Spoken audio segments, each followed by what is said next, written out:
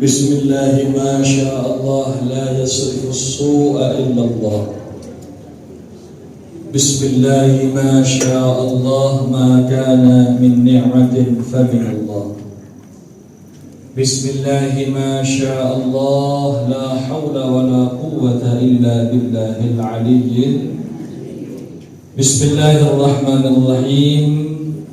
السلام عليكم ورحمة الله وبركاته.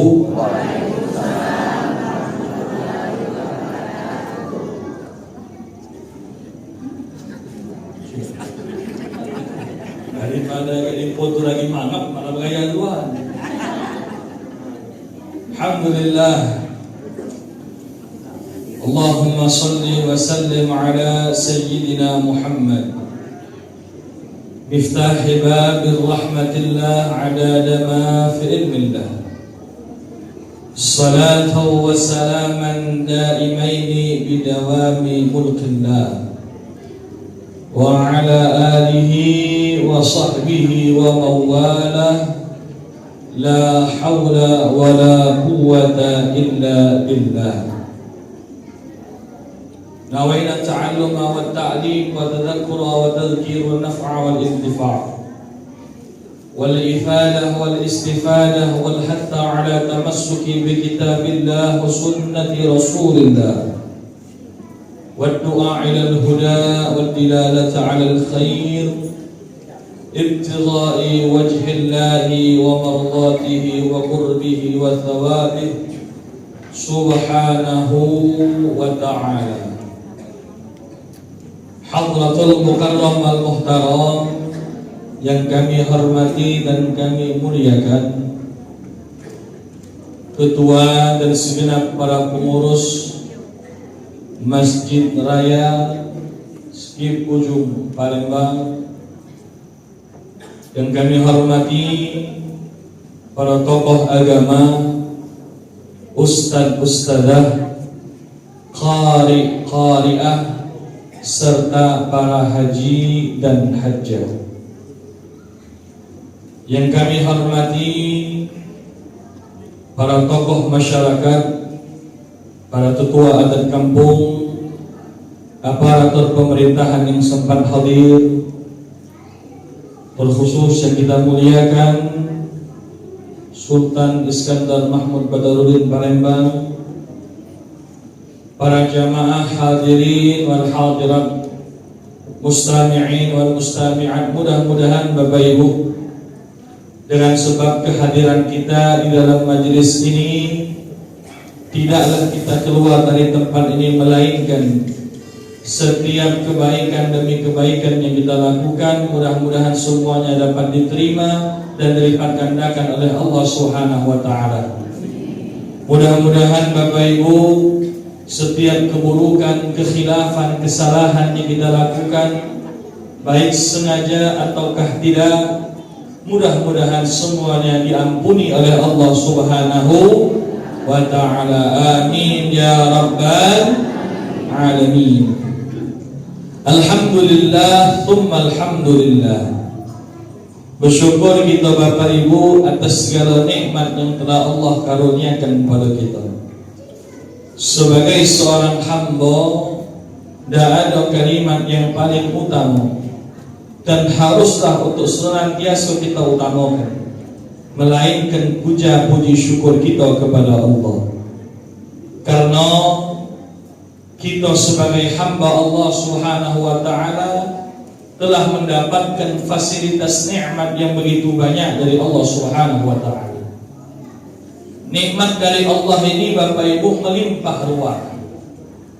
Sampai-sampai Allah sebutkan dalam Al-Quran, jikalau kita ingin menghitungnya, niscaya kita tak akan mampu. Dan memang pada hakikatnya Bapak Ibu, nikmat ini bukan untuk dihitung. Sebab bila mana kita hidup terlalu banyak menghitung-hitung nikmat, nanti pada akhirnya dikhawatirkan akan timbul sifat iri dan dengki, karena membanding-bandingkan nikmat diri sendiri dengan nikmat orang lain.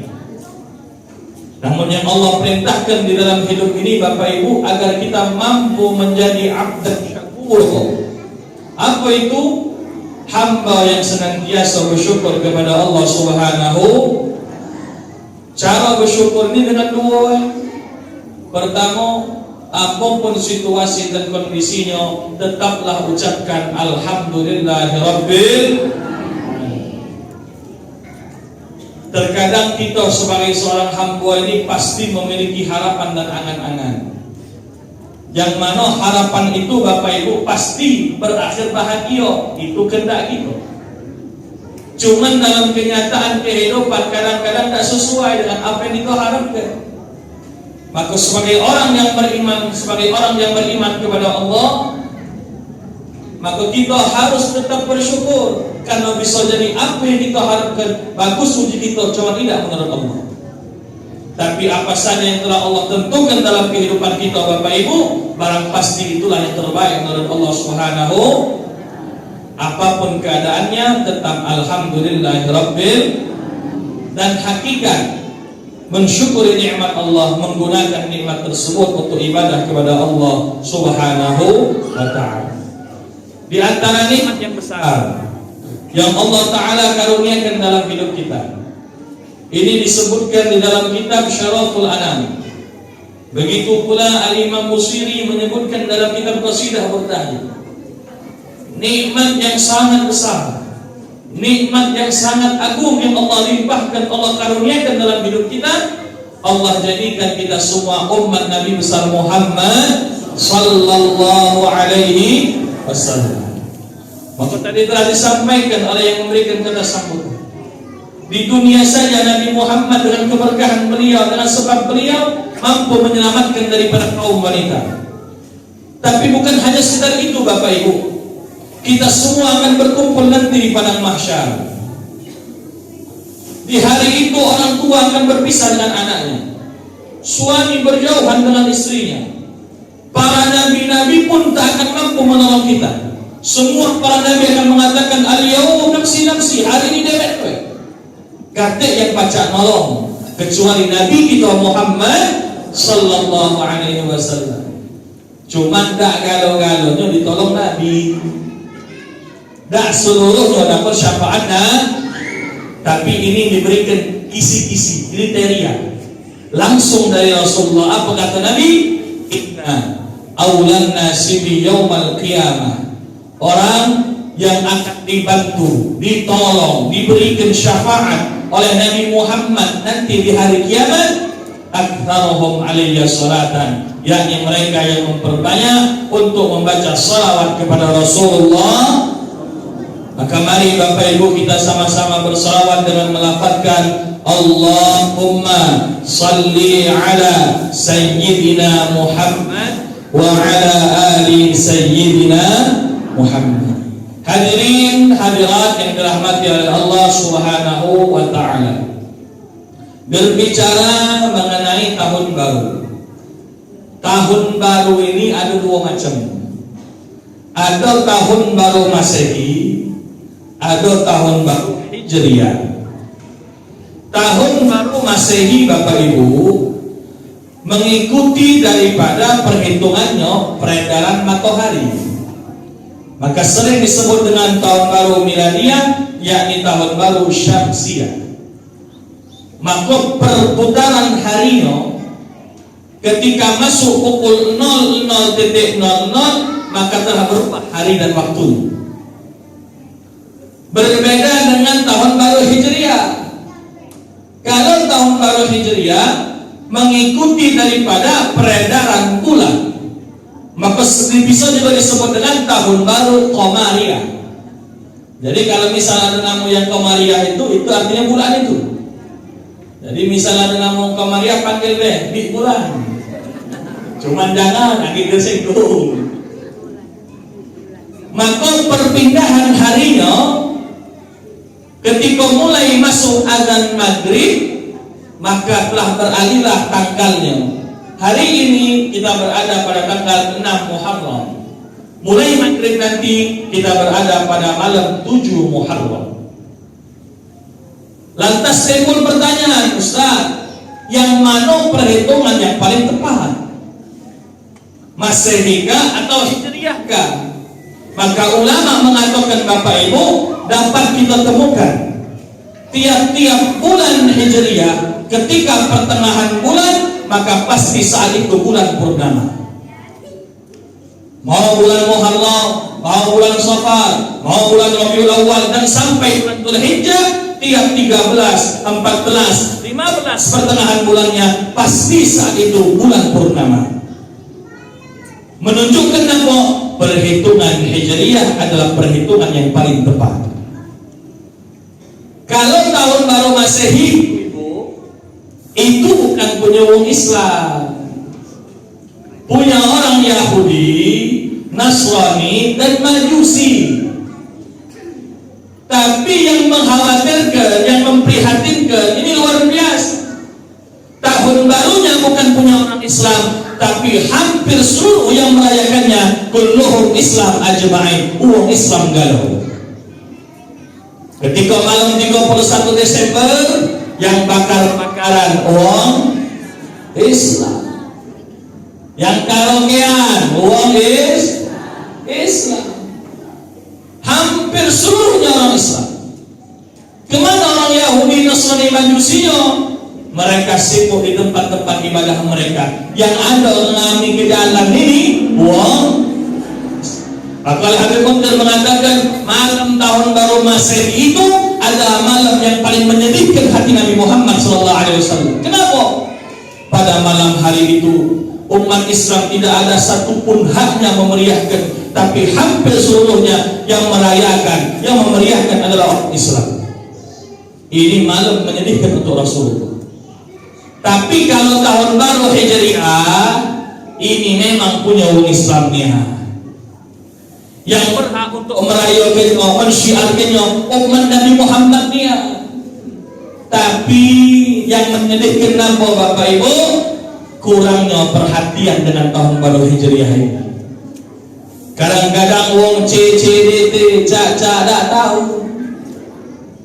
Kalau tahun baru Masehi Bapak Ibu ragam. Dak kate tempat panggangan, tahan beli panggangan, tahan beli jagung, tahan beli alam. Malam tahun baru Masehi. Tapi kalau malam tahun baru Hijriah caca tak tahu.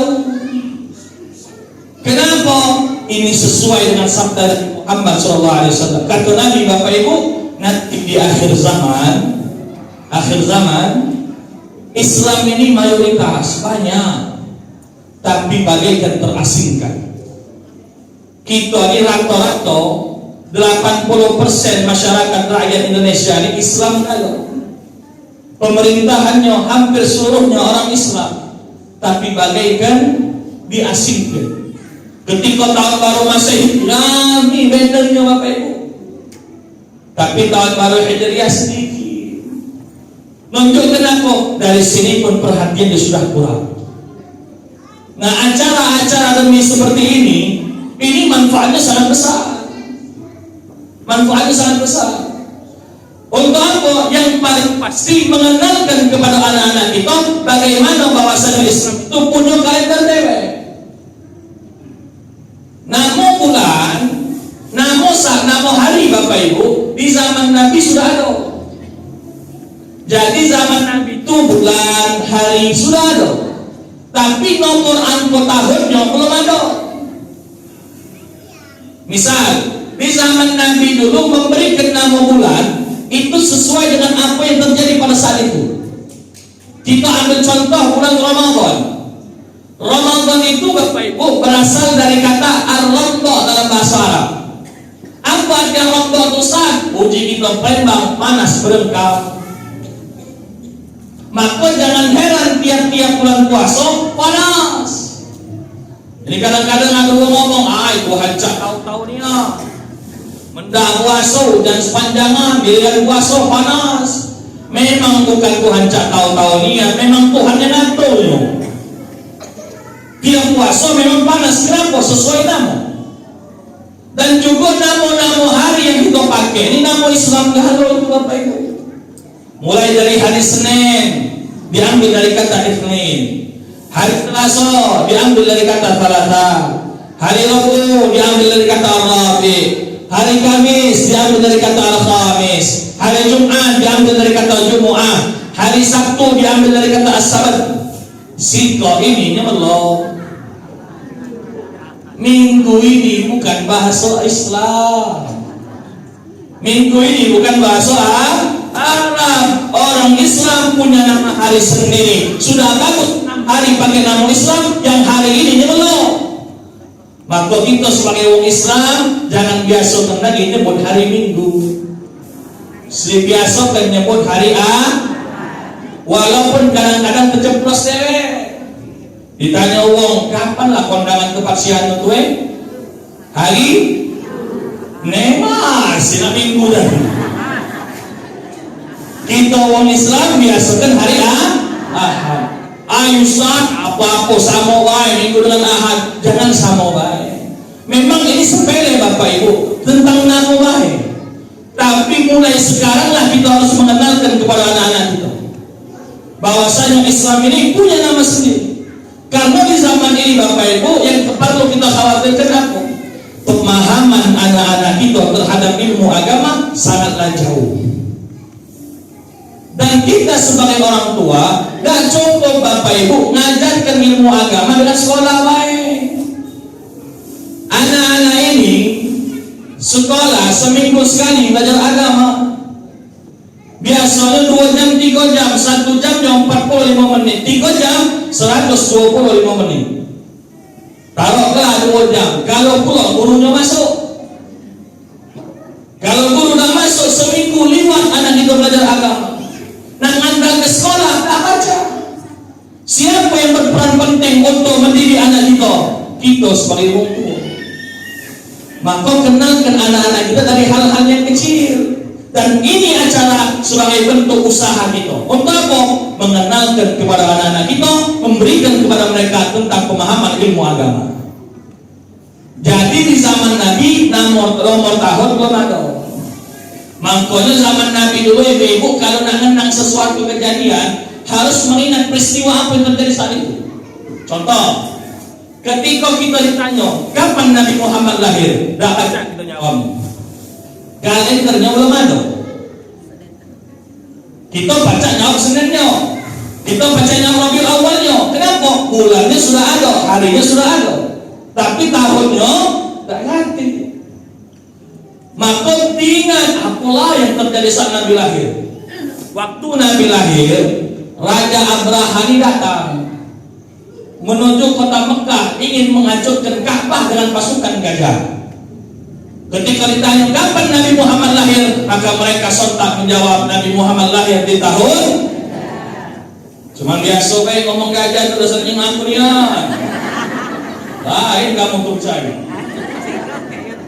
Ini luar biasa. Lalu kapan ada yang namanya tahun 1 Hijriah di mana? Di zaman Nabi Muhammad belum ada. Di zaman Khalifah Abu Bakar belum ada. Timbul 1 Hijriah di zaman Khalifah Sayyidina Umar bin Khattab.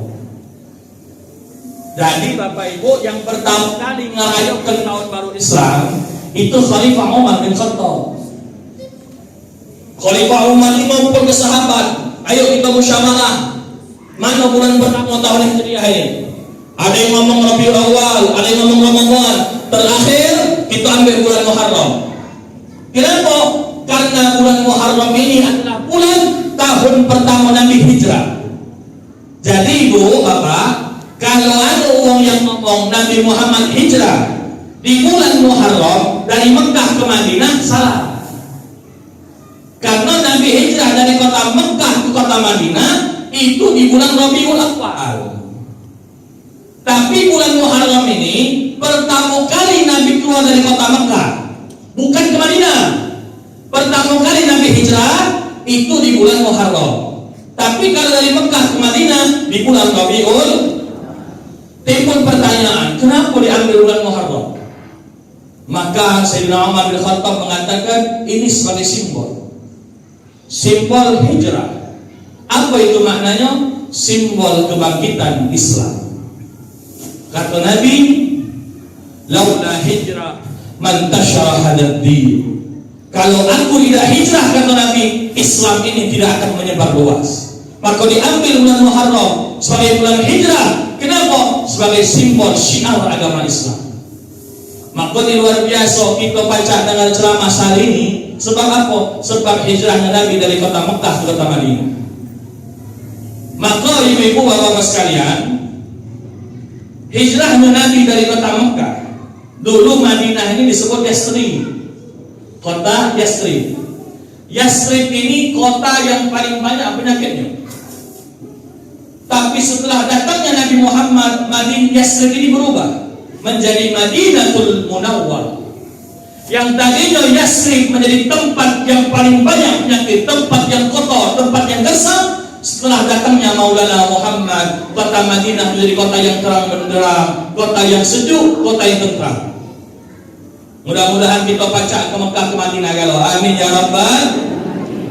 Jangan memudak kata, tidak mungkin Bapak Ibu. Jangan memudak mungkin, Ustaz makan lagi salo kami ini. Aku ada illa billahil alim. Subhanallah, Allah nyala Muhammad kata. Alhamdulillah, Allah nyala Muhammad kata. Allahu Akbar, Allah nyala Muhammad kata. La ilaha illallah, Allah nyala Muhammad kata. Wala hawla wala quwwata illa billah, Allah nyala Muhammad kata. Jadi orang yang melekir belum tentu selawat. Tapi perhatikan kalau selawat Nabi, Allahumma salli ala sayyidina, Allahnya disebutkan, Muhammad disebutkan. Maka kata ulama, orang yang berzikir belum tentu salawat, tapi orang yang salawat sudah pasti berzikir. Ini amalan kalau gara gelisah, salawat Nabi jangan tinggal. Buktinya begitu dulu waktu masih ngendong anak, ngendong cucu, rewel mudah nangis dibacakan salawat Nabi, Bapak. Jangan kemudah, teko nyai memang antuk. Kenapa? Selawat menenangkan hati. Maka kalau bisa dalam hatinya ada cahaya Nabi Muhammad, tenang hati. Lalu apa yang menyebabkan Nabi ini hijrah? Faktor-faktornya apa? Yang pertama, Nabi hijrah dari kota Mekah ke Madinah. Sebabnya yang pertama, di Madinah, di kota Mekah, Nabi diintimidasi. Banyak umat suku. Nabi disakiti, Nabi direndahkan, Nabi dicemoohkan, Nabi dihina, bahkan Nabi ingin dibunuh di kota Mekah. Ini Bapak Ibu hikmahnya besar. Apa hikmahnya besar? Nabi ini luar biasa. Manusia paling indah, manusia paling sempurna. Lagi banyak yang tak suka. Tambah lagi kita. Jadi memang kita ini tak semua gawe kita ni orang bakal suka. Padahal uji kita lah benar, Ustaz, kita benar ni harus masjid ini. Cuma nasib dapat omongan wong. Mak itulah Bapak, kita ngurus rumah Allah. Saya punya guru Bapak, apa katanya? Ya, kalau misal kau nak sukses, maka hidup di Palembang ini dua kunci. Peka ke kuping, butuh mata. Ujiku berat ini. Aku nak dicocok kuping ini. Tidak, Kiai. Kita ini pernah sukses dengan omongan wow. Akal. Menang dengan omongan wow, dengan kesudahan Bapak. Kita lah benar-benar, ngaji lah benar, ngurus masjid lah benar. Masih jadi omongan wow. Percaya nendang kamu tuh. Iya, memang itu Bapak. Memang itu. Nah, Nabi Bapak manusia paling sempurna. Lagi banyak yang suku. Nabi ini dapat gelar Al-Amin. Apa itu yang dipercaya? Jadi di kota Mekah dulu banyak bandit.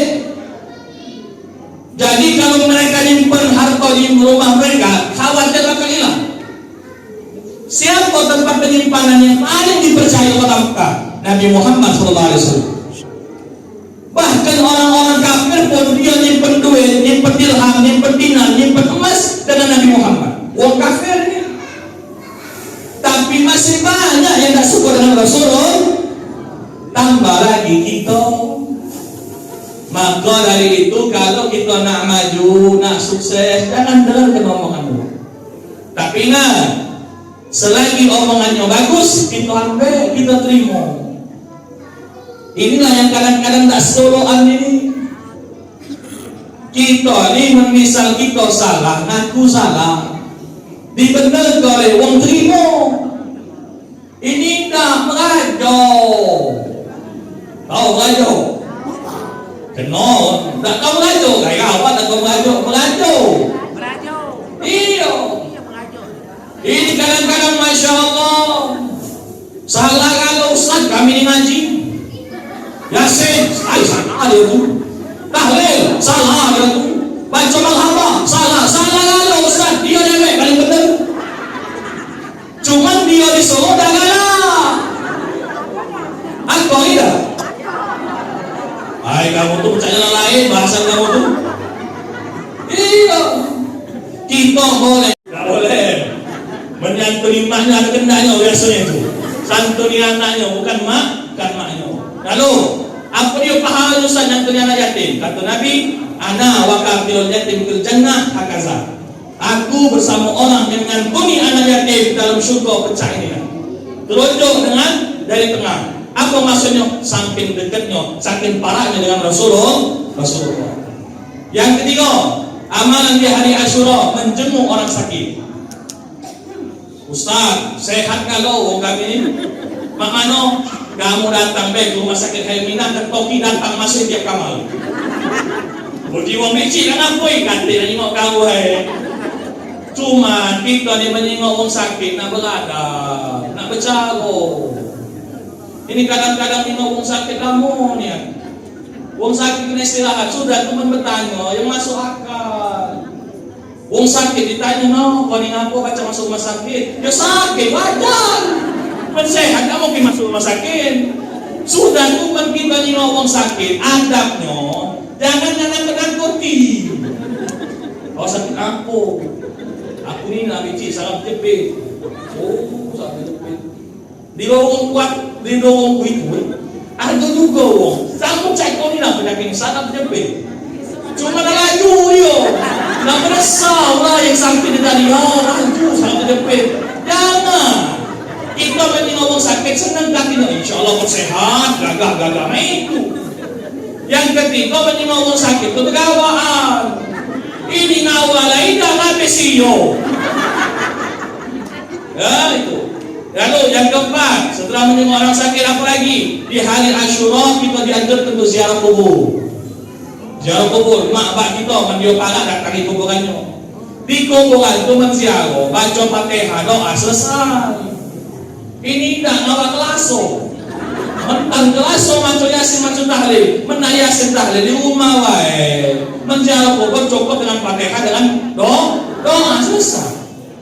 Lalu yang kelima, apa itu? Di hari Asyura sunnah silaturahim. Datangi rumah kakak yang tak bakuran adik-beradik.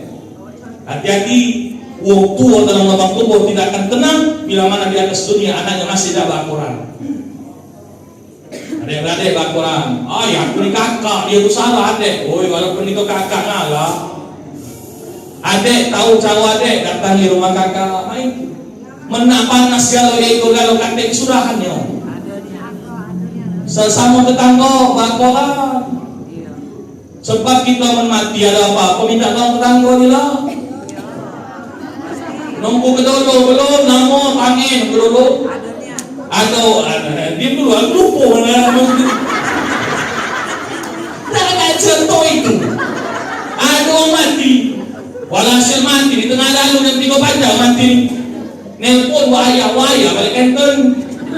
Wahaya, mbak ni mati, uji wahaya ibu. Saudara ya, besok pagi sekalian subuh balik ke sana. Walhasil kami ngomong ini manggil Pak Ni, nelpon Pak Ni. Apa nelpon Pak Ni pula? Pak Ni balik lagi ujung. Pak Ni mati. Aku di bini Pak Ni. Saudara ya, besok subuh baik. Tanggung amalan. Menak nunggu ke dulu ke kapal, ke buntang jenazah. Nunggu dulu ni. Cuma berapa banyak jenazah di rumah sakit, rumah api. Gawe siapa ini? Tetangga. Cuma mak mana mendengar tetangga tak bakal lah. Itulah yang ada istilah mati mau boleh. Maka tolong beraturan silaturahim jangan tinggal. Di hari Asyura sunnah motong kuku sunnahnya, ya. Mak mana usah motong kuku ni? Motong kuku dari dulu ini. Kalau nak meloi sunnah Nabi, motong kuku dari telunjuk.